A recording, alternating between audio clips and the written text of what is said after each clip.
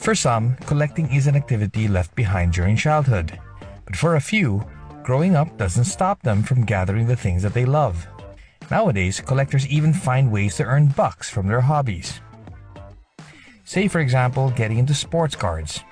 Did you know that a single card can cost more than 10 million pesos? Yes, that's the price tag of a green PMG Michael Jordan card.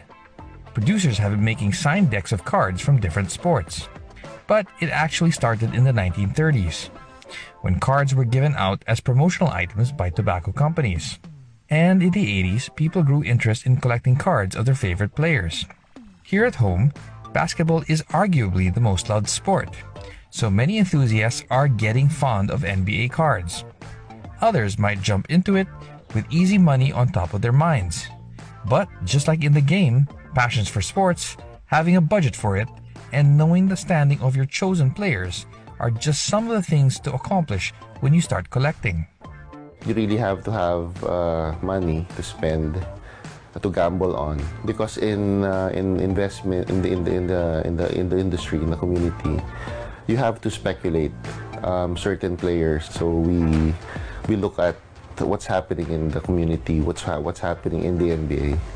So if a certain player plays well, usually their cards go up. So we have to look at that as well. So it's just like the stock market. You buy low, you sell high. So you have to have a timing. And you have to be prepared for the losses as well, because not all of the players that you invest in can actually succeed. So, before considering it a new hobby, make sure you have enough time to keep yourself updated on sports news and have the financial resources to sustain it. But really, how much does it cost to build an NBA card collection? I was just buying packs for 50 bucks or so at that time, but because it was 95. So right now there are packs worth about 20,000 to 150. Some of my friends have gone to this place. They estimate it at about 5 to 10 M pesos, but I think I've spent about 2 million or to 3 million already. Card collecting might be one of the activities that can be considered a luxury, but at the same time, it can also be a means of income once you decide to resell some of your loved items. For example, this card, it's been with me since about 2005, I think. I bought it for 25,000 at that time, which was expensive at that time. But right now, it's valued at about 200,000. This is a Michael Jordan autographed card, numbered to 100. So only 100 pieces exist. So that's an increase of about, what, 300% or so, or 400% if you think, no, more than. So, kasi 200,000 na siya. If you think about it, it is definitely not a cheap buy. So, going back to our question, is it a good deal to invest in a sports card collection?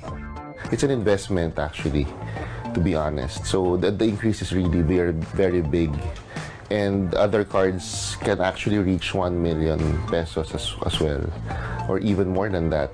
While you can make money out of it, being into sports cards is not just as easy as opening boxes and selling what's inside. It takes a lot of patience and mental work to make money off your card collection.